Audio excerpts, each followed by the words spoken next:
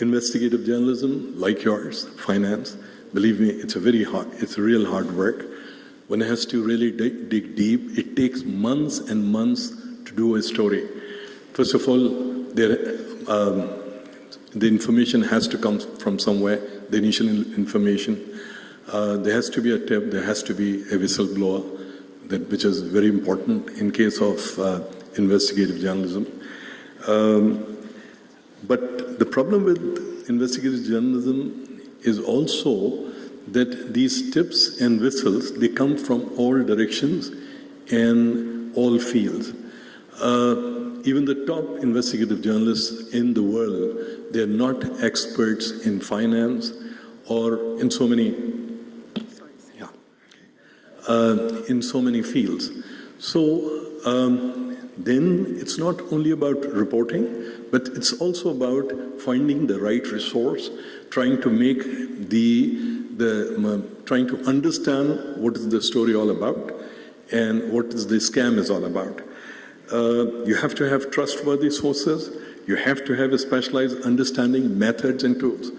You have to have an understanding of geographical information systems. You have to be able to read data sets, financial data sets, all kind of land records, etc., etc.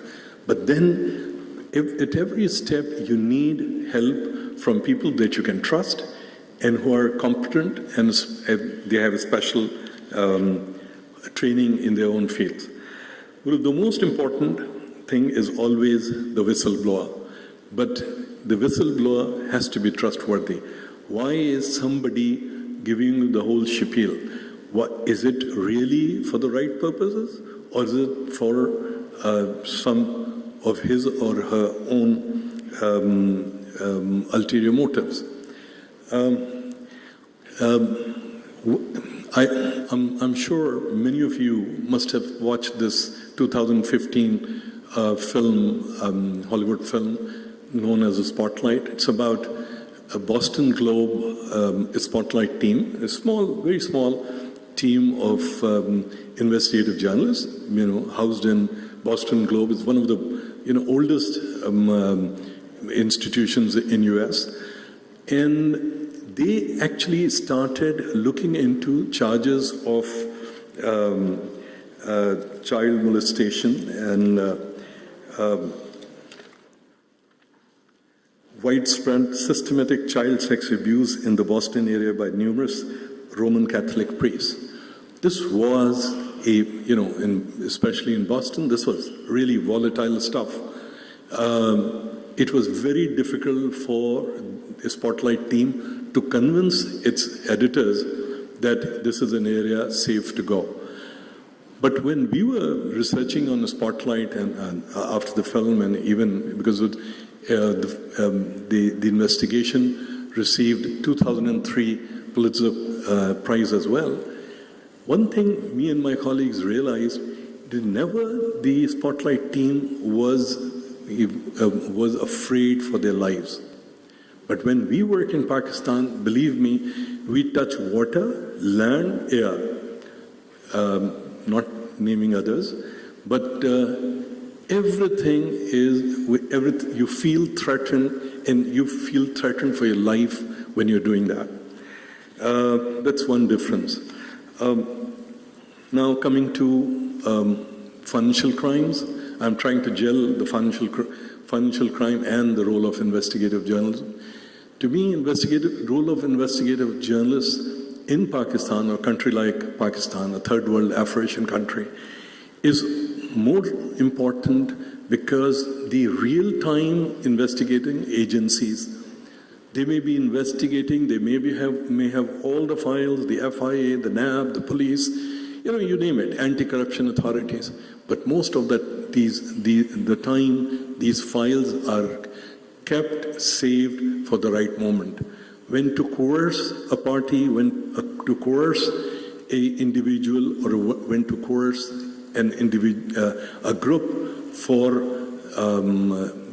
the reasons that may be.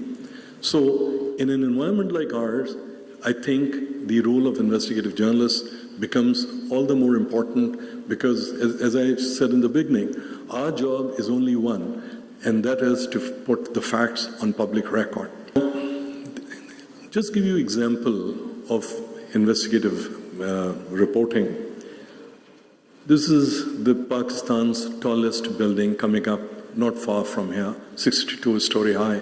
It's called Marriott Tower. And now, Marriott Tower is basically being constructed on a piece of land which used to be Hussein de Salwa Park, 9,360 square yards of land, which had 3 blocks of flats. And some of the seniors here may remember those flats, real nice flats next to Jahangir Kothari Parade. But that was only 9,360 square yards. In 1989, around there, these flats were bought by Galaxy Construction. One Mr. Salim Akhtar was the CEO of Galaxy Construction then, and now Mr. Dinshaw, Uncle Sarya is.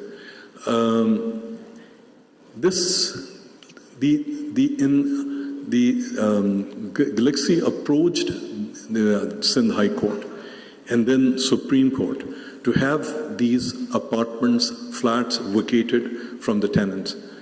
And finally, a bench headed by then Chief Justice of Supreme Court of Pakistan, Ajmal Mia, and there was a judge by the name of Salim Akhtar, I believe. The 3-member bench, they decided that the tenants are going to vacate these apartments, and once vacated within 2 years, the builder is going to reconstruct the complex according to the building control plans approved and stood in 1992.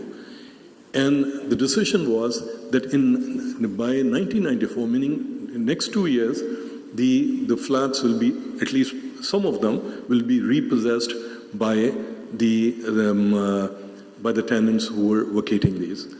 1994 passed, 1996 passed, and then one day we all Karachiites realized that the area around Jahangir Kothari Parade has been dug up, and there is underpasses coming up. That was the time when we as journalists started looking into it. And when I met the Prohit at Mandir at Jahangir Kothari Parade, and he said, it is being built, it's not even built on the right land, it's being built on evacuee land. I said, what is he talking about? I mean, it's being built on Hussein de Silva Park plot land. But that night, when I went back, and because it's a very, very senior Prohit there, I started looking at Google Earth, and I had this copy of Google Earth Pro. So I was able to measure the area which was being occupied by Marriott Tower. And fair enough, it was more than 17,000 square yards. And then I started looking at, so the one on top in the yellow line is basically what used to be Hussein de Silva Park. And the one in yellow now, this piece of land, 4,050 square yards, was allotted in 1944 by KMC to one Ramakrishna Mission Trust for a school for impoverished Bhil children of the area. And if you see by 2006, these areas, these pieces of land have actually moved together, and they're joined together, and the one in the blue is what used to be the road. And if you go back to 1952 Karachi Improvement Trust map or 1985 KDA map of Scheme 5, you'll find a proposed road there. So all those pieces of land have by now merged together, and the one on extreme right here is in yellow is actually a piece of 1,000 square yards encroached land of Bagh al-Qasim, which was, removed, and, there was a hotel or a restaurant there. So all these pieces merged together. Now, Google would show you these, but to understand and find the papers and proofs so that they can stand in a court of law, and some people are already in Sindh High Court since 2014 on this very scam. It today exceeds more than 18,000 square yards. This is park land, this is your land, this is city land. And to prove what I'm saying, somebody will have to stick their necks out.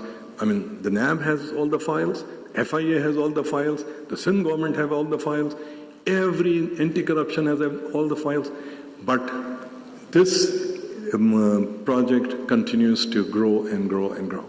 So this is where I said role of investigative journalists come. I mean, I'm sure the House being part of financial or finance, KPMG and SAG, you're more concerned in money laundering, you're more concerned in terrorist financing, bribery and corruption, electronic crime, etc., etc.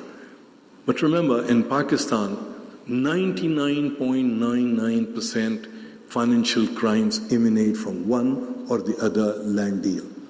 So until unless people like you, people like me, and people who have expertise in